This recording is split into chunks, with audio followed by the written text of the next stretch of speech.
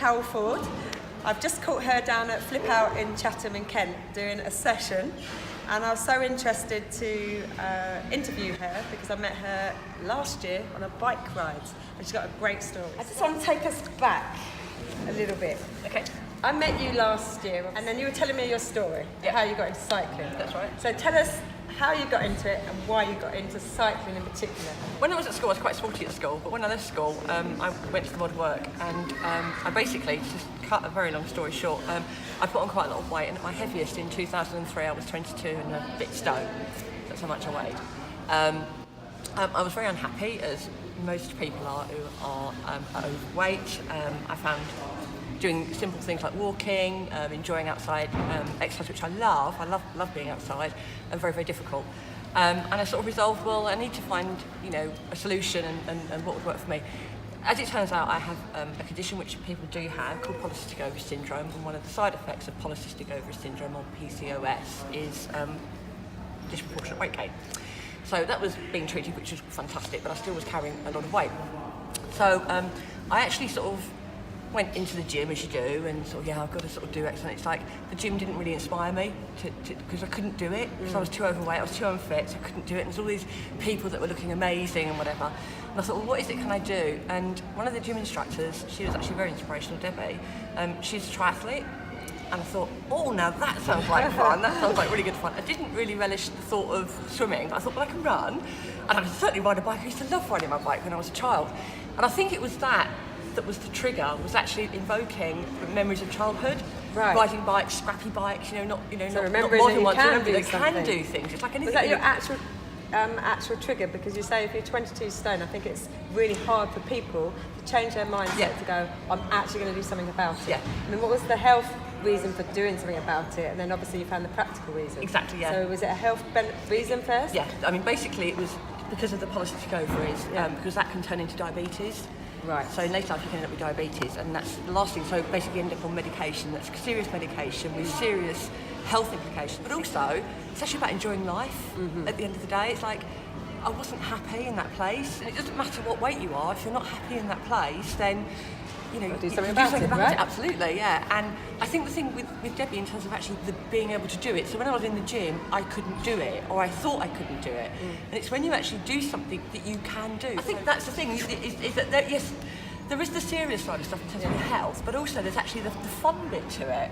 I mean, when I came across this, Steve from Kent Sports Trust brought me here about a month or so ago, and we just came on a Saturday, and we came to Flip Out Chatham, and it was just like, oh my goodness, and it was amazing because there's all these kids. It's just like, I want to get on the trampoline, and it's like, there was adults sort of saying, it was like, get on the trampolines, it's just brilliant. And then I found out that they do these exercise classes. I thought, well, I'm definitely going to do that and try that out. So you met Debbie, and it was about triathlon. Yep, so I did. So what was the first step to thinking that I'm going to do a triathlon? I was about 17 and a half stone when we had this sort of thought, and it was about actually putting together something and a target. It was having a target, something that I could actually achieve and get to.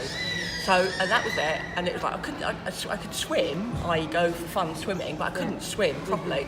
She taught me how to swim. So technique, breathing, how to do all the strokes and everything. So I'd be in the pool at 5 o'clock in the morning. Then just from doing like nothing and hating going to the gym. 5 o'clock in the morning, I'd be doing swimming, and then in the evening I'd do a swim class. Wow. So she took me on a journey of bike, so how to actually sort of ride a bike properly as opposed to doing it for fun. And you could already run. And I could already run. You just run. You just sort of put trainers on and you run. So so that was that. And I entered to get my target. I entered the sprint triathlon. So it's only a little one. So what was the distance for that? The distances were, if I can get this right, I think were.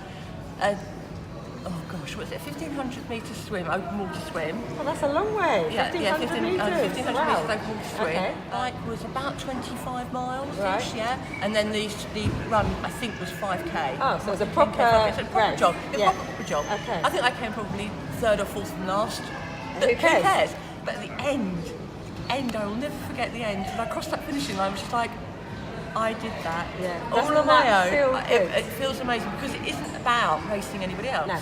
It's nothing to do with that. It's a personal goal, right? Goal, exactly. And having that target and achieving it and crossing the line. And it doesn't matter if it's taken me all day to do it. Yeah. It doesn't matter what the time was or anything like that. It was just actually the the taking part and doing it and achieving it. So you did that? Did that, yeah. And then what? For one reason or another, I got into it and I didn't do much sport, and I thought, I've got to get into sport.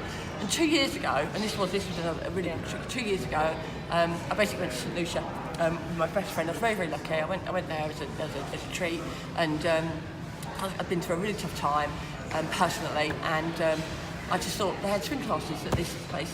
Yeah. Just like, okay, in this beautiful, beautiful like glass thing, and I sort of like went spinning. I thought, I really miss my biking, because 5 years ago I was told I couldn't run anymore because I've got degenerative disc disease. Oh gosh. Which is just, it sounds really bad, but it's actually just something that's progressive, and a lot of people so you don't want have to it. impact But you that. don't want to impact it. So it's like no lifting, shifting or digging, they say, so no impact stuff or anything. It's like, right, okay. But what can I do? Well, I can bike ride. I thought, right, I'm going to get into this now. So 2 years ago, went to spinning classes, went every day, twice a day sometimes. Really, really enjoyed it. And I thought, that's it, I'm going to join the club. So I went to join this little club over the way here and went cycling. And then I met Steve Ball from Kent Sports Trust, and we had a discussion about how the company that I work for, which is AC Gotim and Son, so how can we get involved and get people active, just even if it's just, it doesn't have to be big, massive goals, or just people walking, just how can we get involved with somebody that's doing something about that? And it was like, okay, Kent Sports Trust are doing all this great stuff with all sorts of different people from all sorts of different walks of life. And it's like, well, what can we do? So it's like we put on the Great Kent Cycle Ride, and that's how I came across and met you. You've also changed your food habits quite a lot I have, as well. yes, I have, Can you just go through that a little bit? Because I think that's important. So anyone can up the ante on the fitness and use that as a tool to reduce weight and obviously have the mental health. But what did you do drastically with the food? Basically, the food was the real big trigger, because that's what I've learned is food is a significant portion of this. We eat 6 times or 7 times a day. I have I like the lean protein. It's brilliant. It's absolutely amazing. It's changed my life. I look different. I feel different. I lift weights. Because I love watching what you do. I love lifting weights now. I mean, I'm in the gym, loving being in the gym. I just watched you do the press-ups with the what's it called, the KO8, it's just like those plyometric. I can do them. I can do them. Yes, okay, they're assisted, but it doesn't matter. I can do them. Do you think you're now obsessed by your fitness? I mean, how do you now judge yourself? So from doing nothing, overweight, not happy, you're clearly very happy, which is brilliant. How do you now judge that spectrum of where you've gone from to where you are now? What's your place now? My place is that I have got the energy, I have got the strength to be able to do whatever I feel like doing. If I want to come here and do a trampolining session for an hour or half an hour or for a bit of fun, I can do it.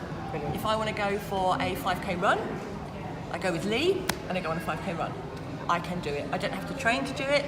I can do it because I go to the gym regularly, because I do sport and exercise regularly. And how does that make you feel? It makes me feel amazing. It makes me feel alive. It makes me feel well. I'm not ill, touch wood. I don't get any, I'm not cold or fluey or anything like that too. So my food, combined with doing good, solid exercise, quality exercise, I feel amazing, and I do it for fun. I think we'll leave that there. That's amazing. I mean, honestly, it's so good. I mean, I've been looking back on your Instagram posts, and you can just see the transformation in you, in your body, also like smiling. So well done.